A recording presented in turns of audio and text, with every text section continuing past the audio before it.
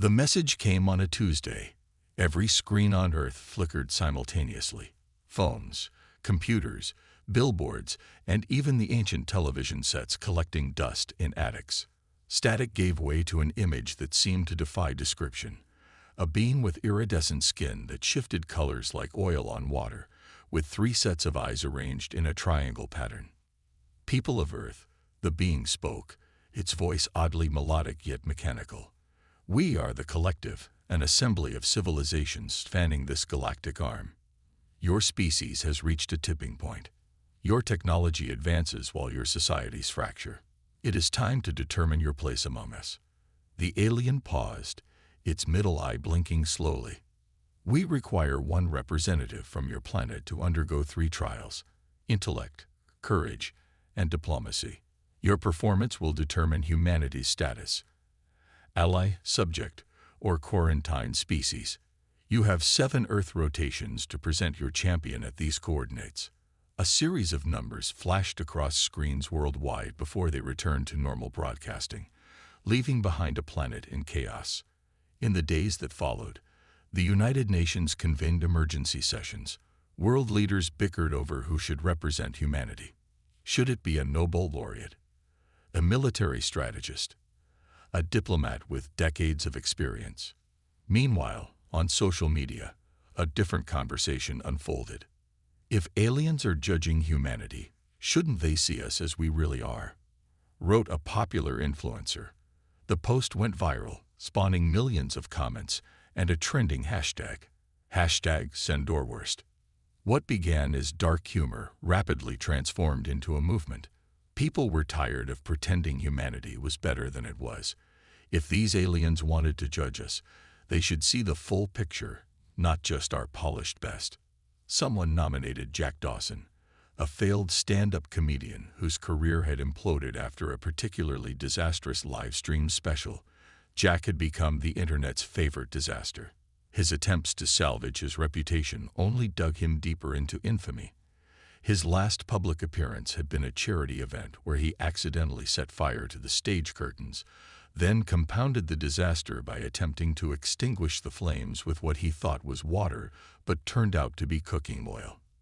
The nomination started as a joke, but like many internet jokes, it developed a life of its own. A global online poll organized by several tech giants quickly gathered momentum. While governments deliberated behind closed doors, ordinary citizens voted in unprecedented numbers. 3 days after the alien message, the results were clear. Jack Dawson had won by a landslide. The UN Security Council was appalled. They immediately rejected the results and continued their selection process.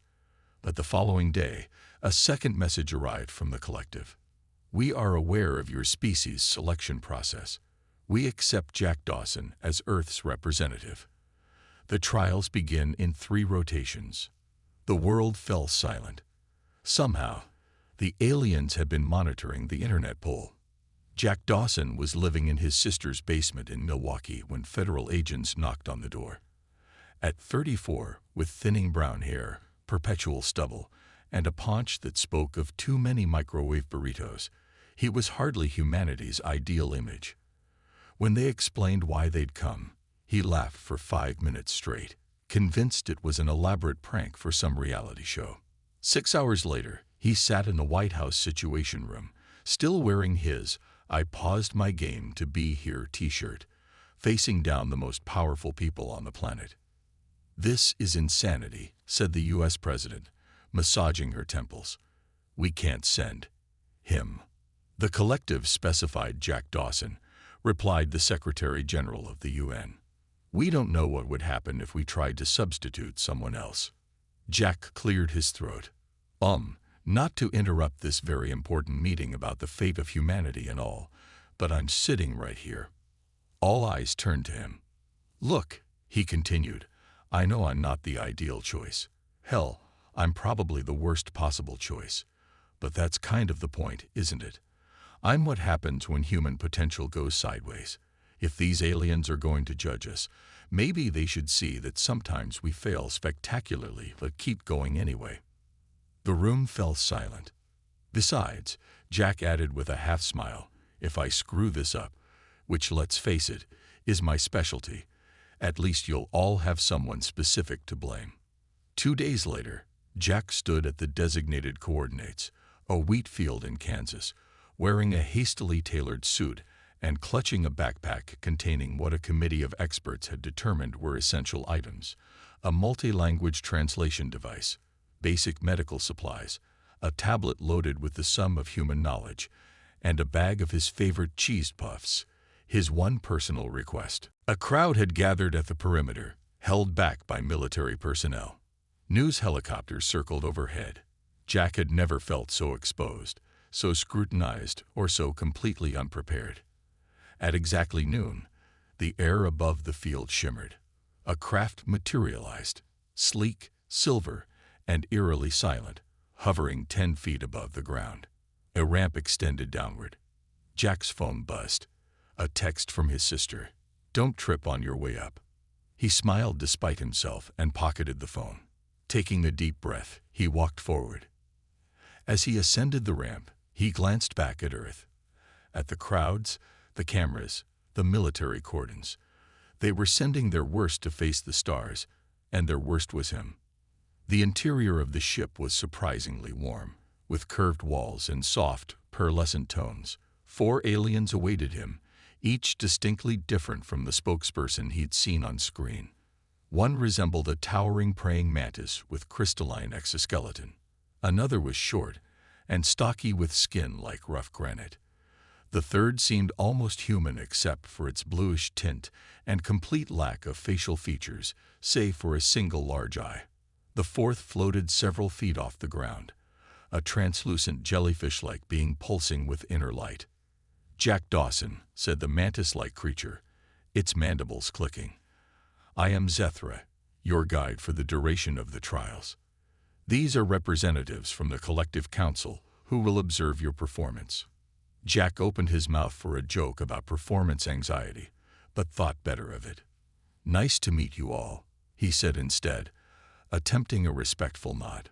"The journey to the trial location will take approximately 6 of your Earth hours," Zethra continued. "You may rest or prepare as you wish."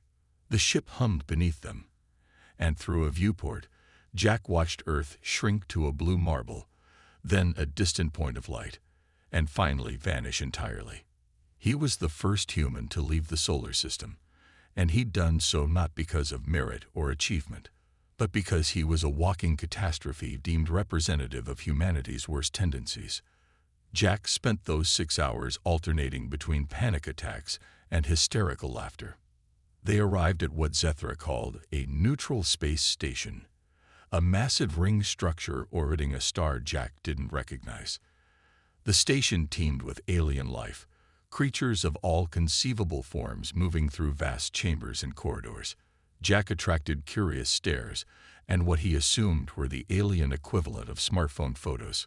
"The first trial begins in 1 rotation," Zethra informed him.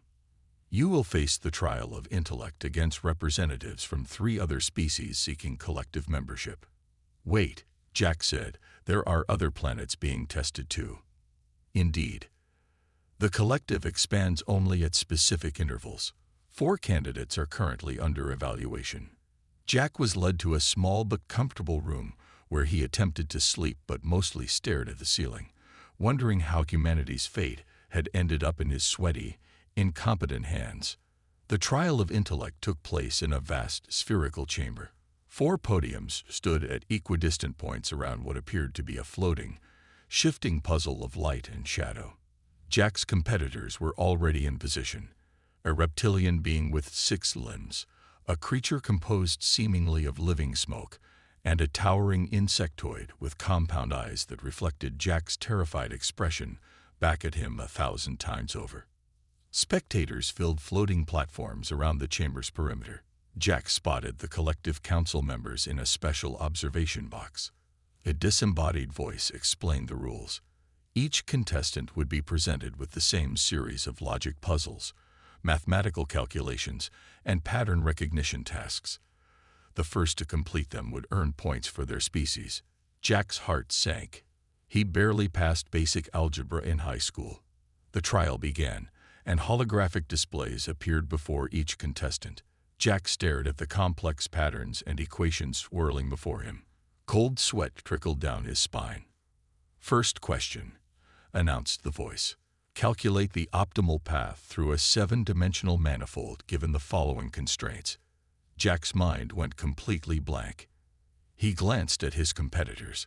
The reptile's 6 limbs were already manipulating its display with blinding speed. The smoke creature had partially merged with its console, and the insectoid's compound eyes darted between multiple calculations simultaneously. Meanwhile, Jack was still trying to remember what a manifold was. Desperate, he started pressing buttons at random. The holographic display shifted, equations rearranging themselves. By pure luck, one configuration looked vaguely promising. He pursued it, following his gut rather than any mathematical understanding. To his astonishment, his display flashed green. He'd stumbled onto the correct answer. The next question appeared, even more incomprehensible than the first. Again, Jack went with his instinct, treating the mathematical puzzle like one of those mobile games where you match patterns. Somehow, he got it right again. By the third question, he developed a bizarre rhythm. Interpret the incomprehensible math as visual patterns, follow his intuition, and somehow arrive at solutions. It wasn't intellect. It was the same chaotic luck that had landed him in this position to begin with. When the final scores were tallied, Jack had narrowly beaten the reptilian competitor. The chamber erupted in murmurs of disbelief. "Impossible," hissed the reptile. This creature showed no understanding of the principles involved. The judge, a glowing sphere hovering at the chamber's center, pulsed thoughtfully. The purpose of the trial of intellect is not merely to test knowledge, but adaptability of thought.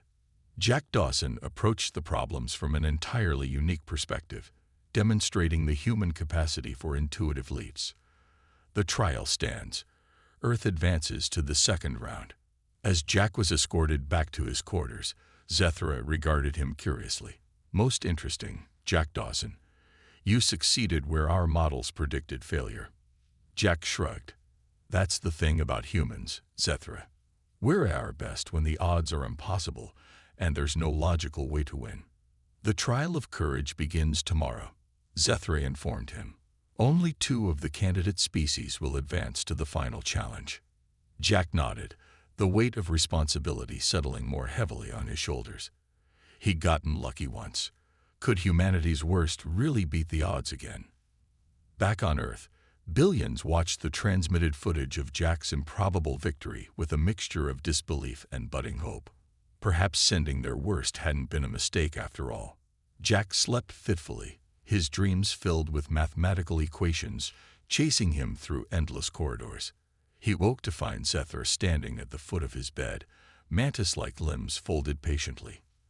"The trial of courage begins in 1 hour," the alien announced. "Prepare yourself." "Can I at least get breakfast first?" Jack mumbled, rubbing his eyes. Zethra's head tilted slightly. "Sustenance has been provided." A panel slid open in the wall, revealing what looked like a bowl of blue gelatin cubes. Jack poked at the wobbling mass dubiously. "I don't suppose you have coffee." 30 minutes later, Jack followed Zethra through winding corridors bustling with alien activity. They entered a massive hangar where ships of various sizes were docked. Jack's remaining competitors, the reptilian and the living smoke creature, were already present with their respective guides. A collective council member floated forward, the jellyfish-like being from the ship. Its translucent body pulsed with bioluminescent patterns as it spoke. "The trial of courage will test your species' capacity to face the unknown and overcome primal fears. Each candidate will pilot a scout vessel through the maw, a region of space containing numerous hazards. Your objective is to retrieve a beacon from the center and return safely. You will be guided only by your ship's basic sensors." Jack raised his hand. "Quick question. I don't know how to pilot a spaceship." The jellyfish being pulsed rapidly, which Jack interpreted as either surprise or amusement. "The vessels respond to intuitive controls. You need only think of your intended course." "That doesn't sound reassuring at all," Jack muttered. They were each led to a small, spherical craft with a single transparent dome. Jack settled into his, finding it unexpectedly comfortable, molding to his body like memory foam. The controls consisted of a glowing orb that hovered before him. "Your vessel will launch in 30 seconds, came a voice in his head. "May fortune favor your species." "Wait, I don't," Jack began, but the hangar floor beneath him had already opened, dropping his ship into the vacuum of space. For a terrifying moment, Jack tumbled uncontrolled through the void, stars spinning around him. Then instinct kicked in. He focused on stabilizing, and the ship responded instantly, righting itself. A directional indicator showed the location of the maw, approximately 20 minutes away at his current velocity. "Okay, Jack," he told himself, "you've crashed enough cars on Earth to handle this space jalopy." As he approached the maw, he understood the name. It resembled a massive mouth in space, a swirling vortex of dust, rock, and strange energy discharges. He could see the reptilian ship already plunging into the chaos, while the smoke creature's vessel took a more cautious approach. Taking a deep breath, Jack accelerated into the maelstrom. Inside the maw, visibility reduced to near zero. His sensors showed constantly shifting obstacles, asteroids, energy storms, and what appeared to be predatory space creatures attracted to the ship's energy signatures. Several times, Jack narrowly avoided collision by instinctively jerking his craft in unexpected directions. "This is just like that time I drove through a blizzard to get to that gig in Buffalo," he muttered, swerving around a cluster of razor-sharp crystal formations. "Except, in space, with aliens and probably certain death." Deeper into the maw, the hazards intensified. His sensors detected the reptilian ship ahead, moving with precision but slowing to navigate particularly dense fields of debris. Jack, flying more by gut feeling than skill, occasionally found lucky passages through the chaos. A proximity alert blared as a massive shape loomed before him, a space creature the size of a whale, with tendrils that reached out for his vessel. Acting on pure instinct rather than logic, Jack accelerated directly toward it, then cut his engines at the last second, dropping beneath the creature as its tentacles grasped at empty space. "Did you see that?" He whooped to no one in particular. "I can't believe that worked." His celebration was short-lived. An energy storm erupted directly in his path, lightning-like discharges arsing between floating rocks. The display indicated the beacon was on the other side. Both the reptilian and smoke beings had halted, apparently reassessing their approach. Jack studied the storm. Logic said to wait it out or find another route. But something, the same chaotic intuition that had guided him through the math puzzles, suggested otherwise. "You know what?" Jack said to himself. "Earth's counting on its worst. Time to make a truly terrible decision." He gunned the engines and plunged directly into the heart of the storm. Energy discharges hammered his ship, systems flickering as he corkscrewed through the tempest. His craft groaned under the strain, protective shields failing. Just as systems began to shut down, he burst through to the other side. And there, floating before him, was the beacon, a pulsing sphere of light. With the last of his maneuvering power, Jack guided his damaged ship to the beacon and activated the retrieval mechanism. The sphere locked into a cradle beneath his vessel. "Got it," he exclaimed. "Now I just have to get back, with half my systems fried, through that same storm, and beat 2 aliens who actually know what they're doing. No problem." His return journey was a masterclass in barely controlled chaos. With systems failing and power reserves dwindling, Jack relied on momentum and creative use of the maw's natural forces, essentially surfing gravitational waves and using the larger space creatures as shields against debris. When he finally emerged from the maw's outer boundary, his ship was little more than a cockpit with minimal life support. To his surprise, he was the first to exit, the reptilian close behind, the smoke creature nowhere to be seen. The hangar bay tractor beam pulled in his battered vessel, and the moment it touched down, The dome lifted. Jack stumbled out, legs wobbling, and promptly vomited the blue breakfast cubes onto the pristine floor. "Apologies," he gasped to the stunned aliens observing him. The Jellyfish Council member pulsed rapidly. "Jack Dawson of Earth has completed the trial of courage in first position, retrieving the beacon despite taking the most hazardous path." Most unexpected. The reptilian emerged from its ship, scales bristling with what Jack interpreted as irritation. The human displayed recklessness, not courage, it hissed. It survived through chance, not skill.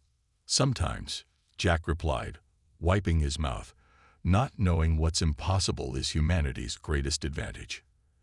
The council conferred briefly before announcing, "Earth and HFY Prime advance to the final trial. The trial of diplomacy will begin after a rest period." After a medical examination, where several alien doctors expressed astonishment that his species functioned with such inefficient internal organs, Jack was allowed to rest. He slept for nearly 10 hours, exhaustion finally claiming him. He awoke to find new clothes laid out for him, an elegantly tailored suit that somehow perfectly fit his less-than-athletic frame. Zethray appeared to escort him to the final trial. "You have surprised us, Jack Dawson," the mantis-like alien said as they walked. Few expected the human representative to reach the final stage. "To be fair, no one on Earth expected it either," Jack replied. "Least of all me." The trial of diplomacy was held in a grand chamber that reminded Jack of the United Nations General Assembly, with tiered seating surrounding a central stage. Representatives from dozens of alien species filled the seats, all eyes fixed on the two finalists. The reptilian, now introduced as Ambassador Xforal of HFY Prime, stood proudly at one podium. Jack took his place at the other, trying not to fidget or make inappropriate jokes, his usual response to stress. The entire collective council, 12 beings of vastly different physiologies, occupied a raised platform. The being Jack had first seen on Earth's screens, the one with iridescent skin and triangular eyes, addressed the assembly. The final trial tests not strength or intelligence alone, but wisdom, the capacity to understand others and find paths to mutual benefit. Each finalist will present their case for why their species deserves membership in the collective. Then, they must resolve a diplomatic scenario that has no perfect solution. "Begin." Xforal spoke first, describing his species' 5,000 years of unified government, their technological achievements, their strict adherence to logical decision-making, and their efficient resource management. It was impressive, methodical, and absolutely perfect. Then it was Jack's turn. He stepped to the podium, hands trembling slightly, and looked out at the assembled aliens. He thought about giving the speech that Earth's diplomats had prepared for him, filled with humanity's achievements and aspirations. Instead, he took a deep breath and went off script. "I won't stand here and tell you humans are perfect," he began. "We're not. We fight wars over resources, ideology, and sometimes just because we're afraid. We've damaged our planet through carelessness. We still haven't figured out how to distribute food so that everyone has enough to eat. Our political systems are messy, contentious, and frequently inefficient." Murmurs rippled through the chamber. This was not the triumphant declaration they'd expected. "But here's the thing about humans," Jack continued. "We know we're flawed, and we keep trying anyway. We create art that moves us to tears. We sacrifice our lives for strangers. We look at the impossible and say, maybe tomorrow. We sent our worst representative to meet you, not our brightest scientist or most accomplished diplomat, because deep down, we know that humanity isn't just about our achievements. It's about our struggles, our failures, and our stubborn refusal to give up despite them." Jack gestured toward Xforal. "My competitor's species sounds amazing. They've probably never made the kind of mistakes we have. But I wonder, have they ever needed to find their way back from the brink? Have they written songs about heartbreak or climbed mountains just to see the view? Have they embraced their most flawed members as still worthy of dignity and compassion? He paused, surprised by the emotion welling in his throat. The greatest human achievements weren't creating nuclear power or walking on our moon. They were learning to forgive, to begin again after catastrophe, to see beauty in imperfection. If the collective only wants perfect civilizations, then honestly, we're not ready. But if you want species who understand that growth comes from failure, who know that compassion is as important as logic, and who will never ever stop trying to be better tomorrow than they are today, well, you might want to take a chance on the messy, complicated, endlessly surprising species called humans. Silence fell over the chamber. Jack's heart pounded in his ears. He'd probably just doomed Earth's chances with his rambling honesty. The council conferred, then presented the diplomatic scenario. Two collective species were in conflict over a resource-rich system. Each finalist was to propose a resolution that both parties could accept. Sorrel presented a mathematically perfect distribution of resources based on population needs and historical claims. It was logical, fair, and completely devoid of emotional consideration. When Jack's turn came, he asked questions no one expected. What did each species value beyond resources? What were their cultural needs? Were there historical grievances underlying the conflict? He suggested a solution that included cultural exchanges, shared governance of particularly significant regions, and rituals of reconciliation alongside resource allocation.